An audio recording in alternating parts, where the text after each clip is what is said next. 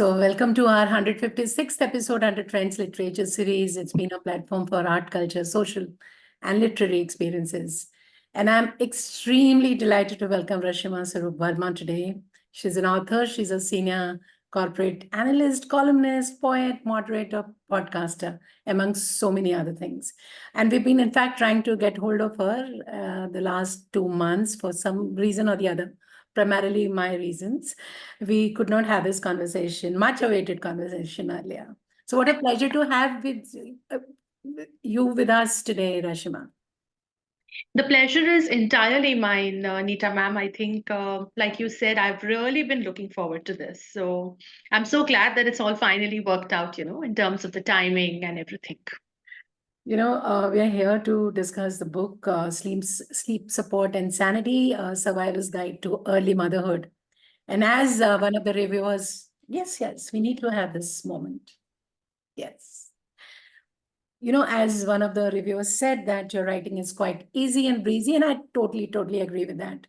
And it is most suitable for a most hurried and overwhelmed new mom. So, how and when did you decide to write on this rewarding journey of motherhood, and what really motivated you? I know a lot of times you would have answered this question, but yes, for our platform, you need to again do it. Yes. Yeah, well, first of all, thank you for inviting me on this wonderful literature platform of yours. I know it's something that I have been really, I've been following the platform, I've been following you, and I love the way you conduct your sessions. Thank you so much. So as far as the book is concerned, this is my third book, and it's a nonfiction journey of parenting. So other than motherhood, there's a lot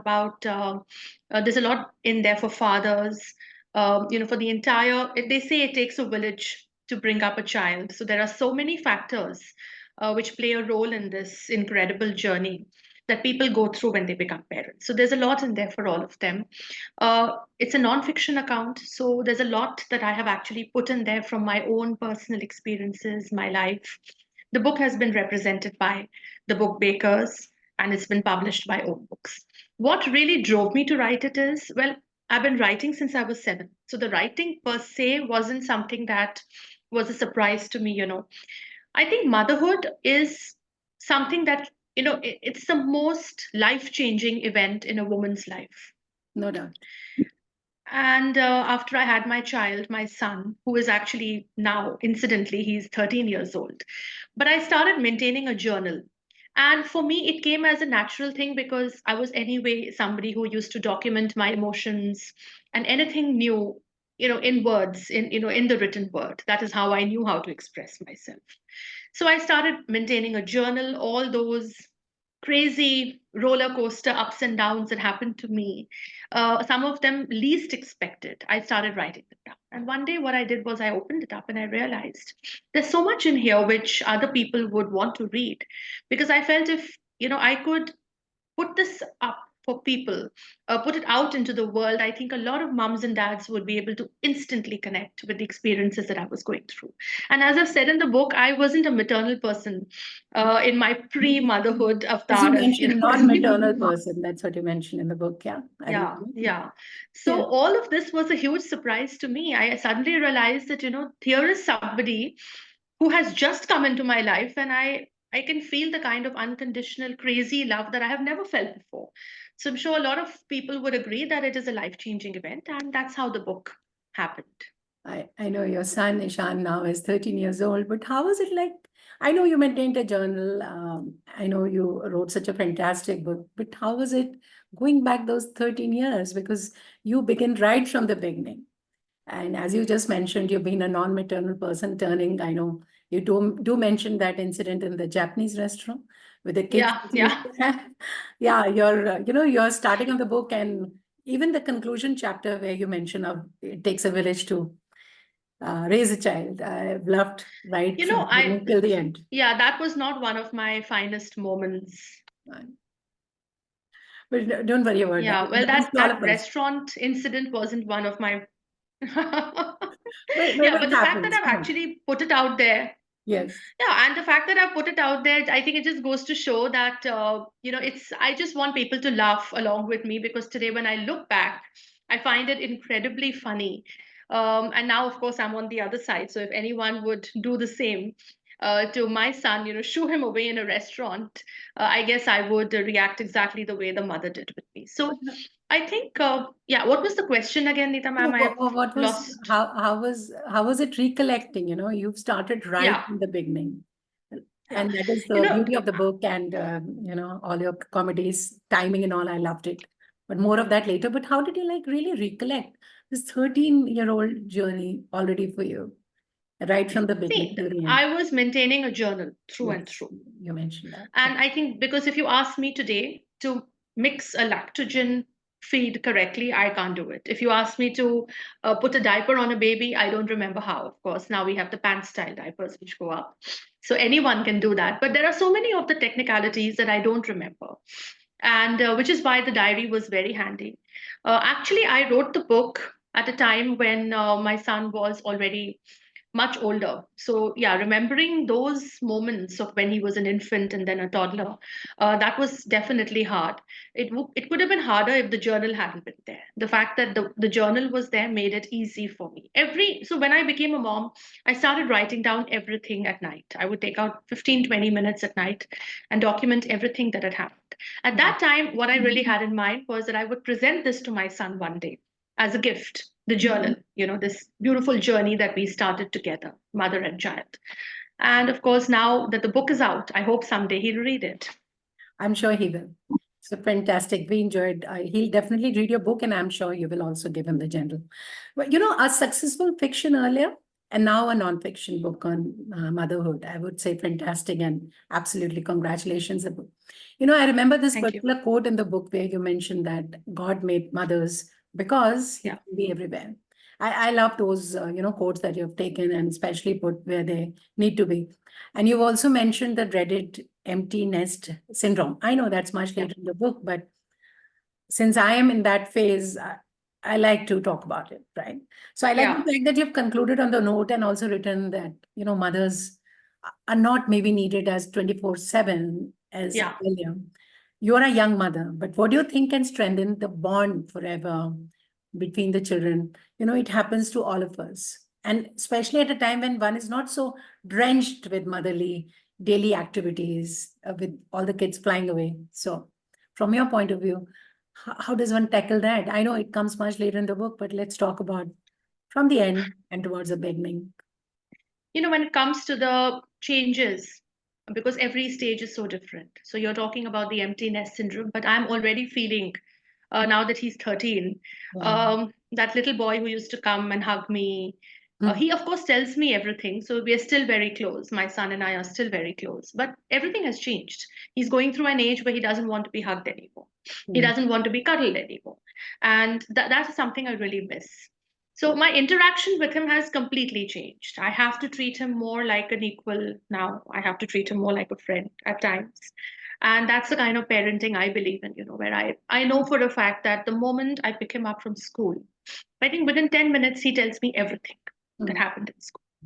So that closeness is something which I hope will never change. And I'm sure in most relationships, where you have mothers and children who are close to start with in the formative years, I think that doesn't change. So, yes, the empty nest syndrome is mostly a physical change, because you don't have your children at home with you anymore, whether they go to college and university to study, or then they move away Mm. when they start working or when they get married. So physically, they're not there.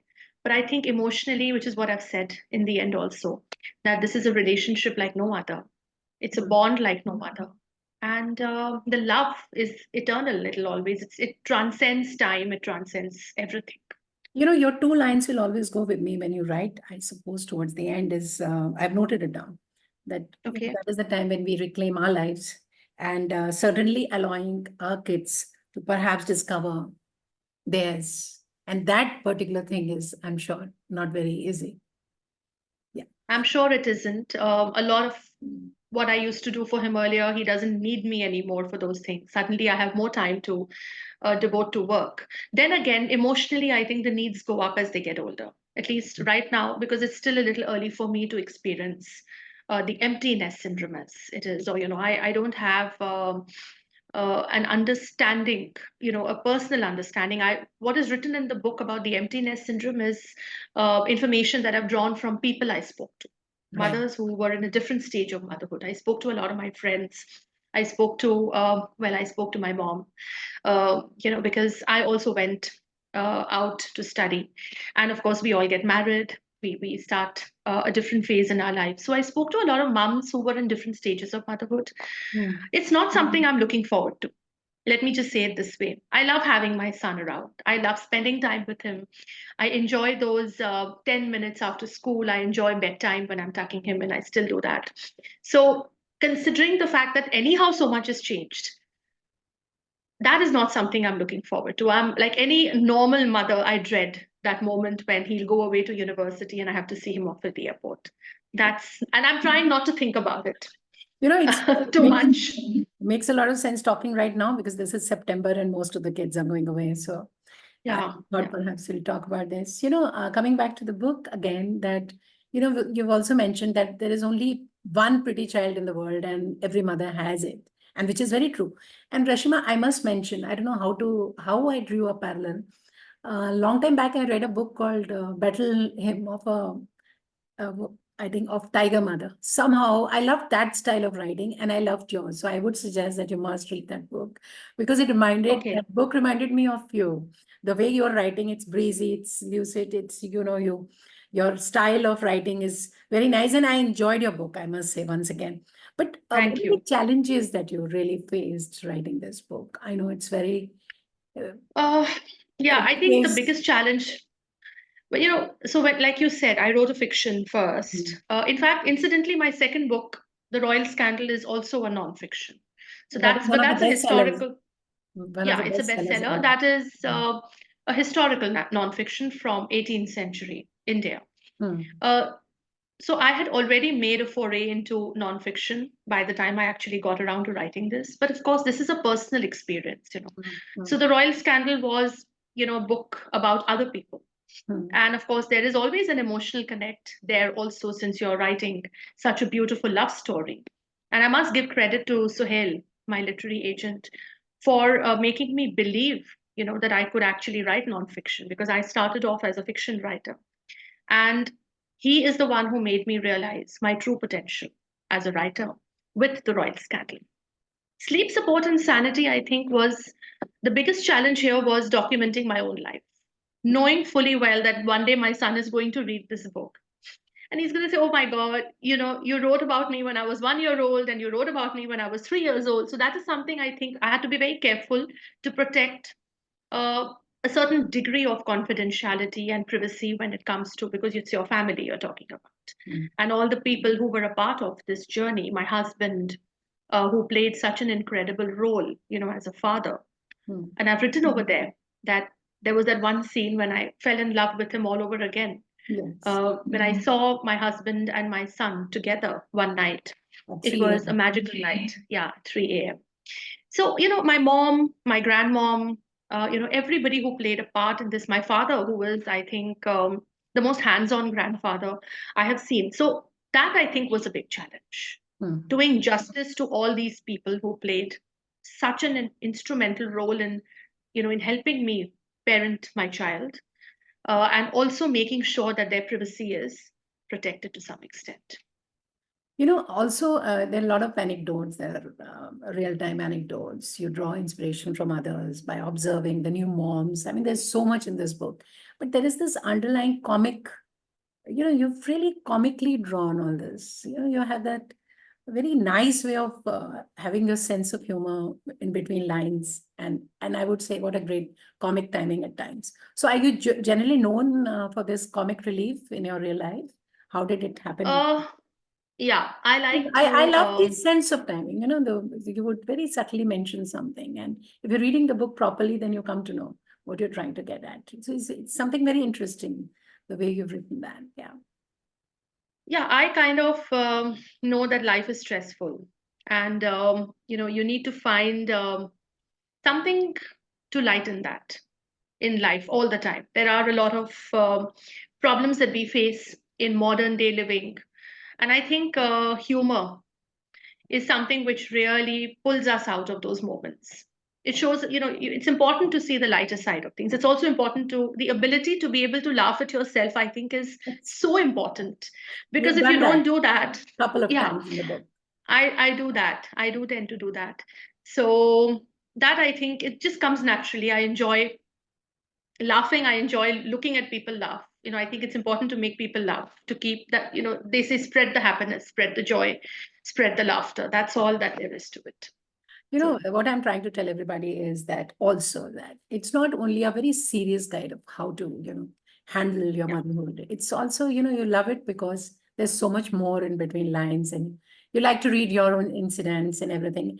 And also there's so many easy peasy recipes for moms, especially the young ones.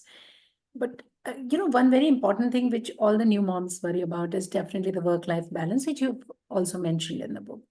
So, how do you manage your time? And perhaps you can mention vis-a-vis the book that what have you mentioned there, and how do you think that can be? Because you are a successful corporate, in spite of the yeah. fact that you really devoted so much of your time in motherhood and you did it so well. So, what are the tips perhaps for work-life balance that you are giving in the book without giving much away? They all need to read the book, but few things that you would like to share. Well, I think I know this is very cliched, but time management is really important. Hmm. Um, I tend to set short-term goals for myself now. I try not to get too stressed out about 1 month down or 6 months down because I think it doesn't work. Life and the world are changing at such a rapid pace now. That kind of pre-planning, I think, for me at least, it doesn't work. I love to say, okay, today I will do this. And I end up accomplishing a lot of it if I don't set very, very long-term goals for myself. So, for instance, when it comes to my work, I say, okay, today I'm going to complete 4 slides of this presentation, or I'm going to take on my 3 client teleconferences that I need to do. And today I will read a book with my son. So I will read the first chapter of this book, or today we will go and have coffee, or today I will take him for his Spanish class. So those kind of goals work better for me. And yes, I enjoy, a lot of, I think that feeling of not being able to accomplish comes from when you don't look at your work as fun. So I genuinely enjoy my work. I enjoy my parenting experiences. I enjoy my writing. So when you enjoy these things, they don't feel like chores, they don't feel like jobs. Hmm. So, and yeah, and that too, and some very special tips that you'd like to give to the mothers, new moms from the book. You mentioned so many. I know one particular chapter I remember was on reading, and that is Hmm. most of the moms really, really, worried about that, especially the new mom. Yeah, How do I get yeah, my child into reading? What do I do? And you mentioned that you've taken that chapter quite seriously. The way you would have yeah, looked at your son, you've mentioned all those tips. So on this yeah, platform, yeah. definitely this comes to you. So how do you advise that? And perhaps I think some it's other very tips. important. Yeah, the first thing that we have to understand, and which it took me some time to understand, is don't expect your child to read what you were reading. A Hmm. lot of us want to relive our own childhood through our children. That doesn't work, and we do that a lot through books. So if I did a lot of Enid Blyton, if she was my favorite author, it doesn't mean she has to be Ishan's favorite author as well. He enjoys nonfiction. There was a time when he used to love reading fiction, but today I see a lot of nonfiction in his bookshelf. He wants to read about his favorite football players, and all those biographies are available, in bookstores. So I tend to pick up a lot of that with him. Allow your child, as they get older, allow your children to choose what they want to read. So reading material is something, as long as they are reading, it's okay, which is what I've written in the book also. But yes, start them off young. Yeah. Readers are born on the laps of their parents. And all children are born readers. It's the parents who need to push them in the right direction. So start them young, get them reading, get them interested in holding a book. And yeah, I'm not a huge fan of Kindle when it comes to children. I feel it's just more screen time. So one big tip for moms and for dads as well is that try to get them into reading proper Hmm. paperbacks instead of Kindles. And you also mentioned that you let them buy books. That's so Yeah, important. Let them discover books. And that is what I yeah, also feel that unless you go and mentioning about Kindle, I think the trend is going down now. And you see so many bookshops selling so many books. And I've yeah, noticed that outside India especially. I mean, they're tired of this social media thing, of Yeah. just Yeah. reading on Kindle. So that's good for all of us who love the original paperbacks. You need to kind of pick up paperbacks and feel the paper. And that is when Yes. you pick up. Yeah. It's a sensory thing, it's a sensory experience. And that is something which I think all children should experience. It's not something that we should deprive them of. So don't take the easy way out by just buying them a Kindle. I know it's easier when you travel, particularly. Kindles are easier to carry on travels, but then again, picking up a couple of paperbacks and putting them into the suitcase is not so hard either. Yes.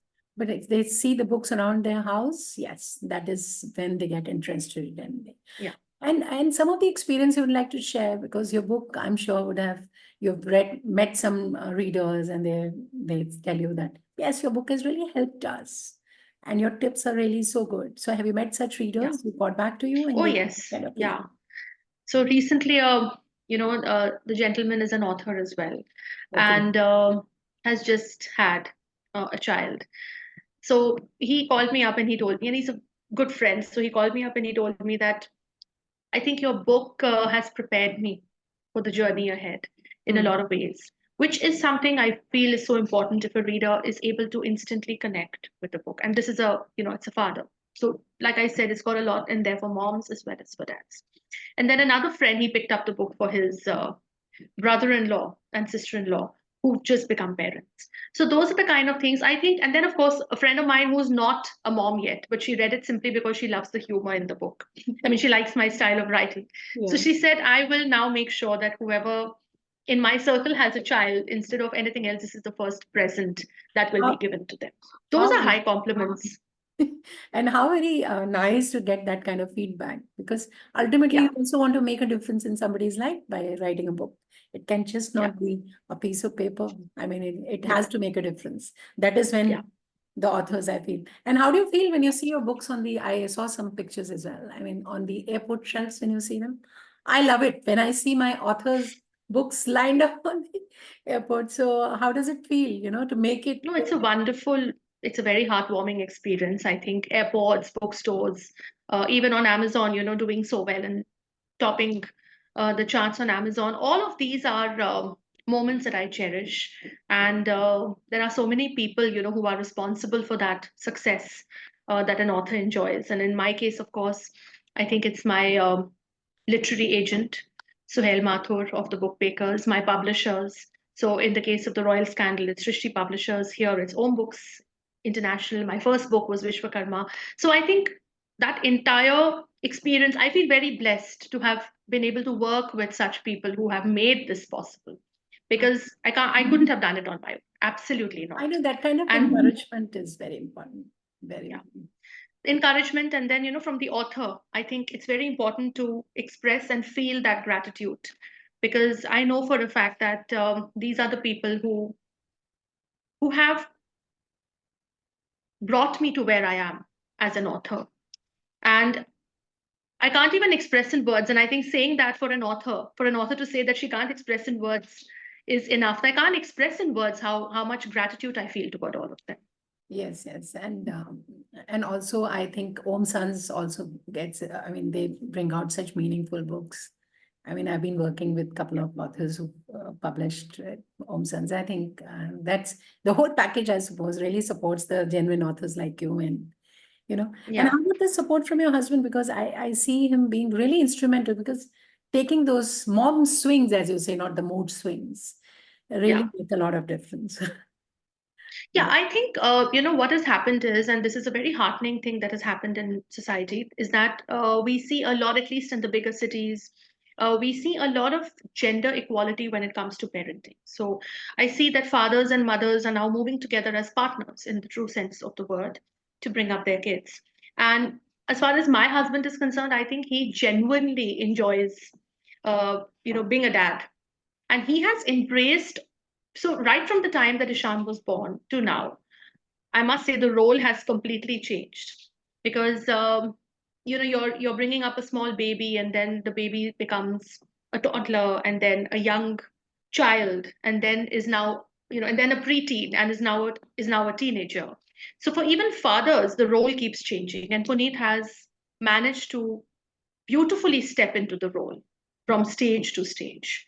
So and he is an incredible emotional support for me because I am a stressed out person, honestly, and I tend to get extremely high strung, I think, when it's anything to do with my son. So at that time, you need a voice of reason, and that is what he is. More than anything, I think that is so important. Fantastic. Fantastic. See, this is all what you're talking about also in the book, that what is the Yeah. importance of fathers, your support system, as we'll again say that it takes a village to raise a child. So yes, it does. And what anything more special that you'd like to let the viewers know about your book? And we've talked about why they should read it. Perhaps some more inputs from your side about the book. Yeah, I think it's a complete package. I will say this myself. I think it's a book that suffice it to say that I wish I had a book like this when I was expecting my son, and then of course when he was growing up a little bit. There were a lot of questions. It answers a whole lot of questions. Most importantly, I think it makes you feel that you're not alone in the journey, that we're all in the same boat. All of us mums, dads, we're all going through the same motions, all asking ourselves those same 3 a.m. conversations that we have with ourselves, where there's a lot of self-doubt that people go through. There's a lot of guilt that mothers put themselves through, which is terrible. I think so. The book talks about, from chapter to chapter, and I'm just opening it here for a moment so that I don't miss anything. Yeah. I think, right from answering all those questions, you become like a questionnaire when you have a child, to the body changes that happen, the bodily issues that women go through, because we go through a lot of physical changes, and it becomes very difficult to understand and accept your new bodies. So, then the role of a father, all the unsolicited advice that is hurled at us constantly, what to take, what not to take, what to take with a pinch of salt. Yes. Your other relationships, you will see a sea change happening there. They go through a sea change, whether it is your colleagues at work or your friends, the best friend who is still able to wear the kind of clothes that you want to wear, whose life hasn't changed. And somewhere you will feel a little bit of that envy as well. So how to, manage your relationships post baby, how to travel with children. Such a big thing. I mean, it's a whole different ball game, My God. Then again, work-life balance, how to be a working mom. If you're not a working mom, how not to judge yourself, and if you are a working mom also, no judgment. No judgment basically for yourself and none for other moms as well. The myth of the super mom, my Oh, God. I yes. mean, That is one I topic wish you can talk about, definitely. Right now. crazy myth, as I've said, it's like the myth of Santa Claus and the Tooth Fairy. And they have to perform their crazy duties only maybe once a year or once in a while. But Supermom is 24/7. So we have to bust that myth. So the book talks about that as well. Mental health and motherhood, reclaiming your old self, Yeah. how to build a support system. And then, of course, there are other things like you said, reading, how to bring up tech savvy children, how to, Work-life balance. then the effect of the pandemic, Yeah. fitness and health, so Yes. important in today's day and age with child obesity and child diabetes up on the rise. So those are I think it's a complete package. I don't think we missed anything here.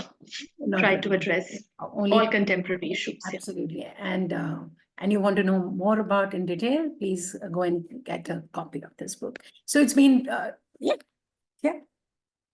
So witty, Yeah, I mean, candid. I really want to once again thank you, Neeta ma'am, because I genuinely enjoyed this very, very much. Same I here. know that everyone loves talking about their books, but you just have to have the right questions to be able to give the correct answers. And I think your questions were all encompassing, and you asked me questions which really brought back so many beautiful memories. So big thank you to you. Thank you. Thank you so much. And, I must end on this note that it's a witty, candid, and personal chronicle, sleep support and sanity. So it's just the friend, philosopher, and guide that you need to survive. You need to survive the motherhood and related crisis. Thank you so much, Rashima. It was a pleasure talking to you. We've been waiting for so long, and it was worth the wait, I must say. And I really want to thank all the viewers. I hope they all pick up the book, read it. Even if you're not a mom, trust me, you'll enjoy the humor. You'll have those laugh out loud moments. Yes. And a big thank you to my literary agency, the Book Bakers.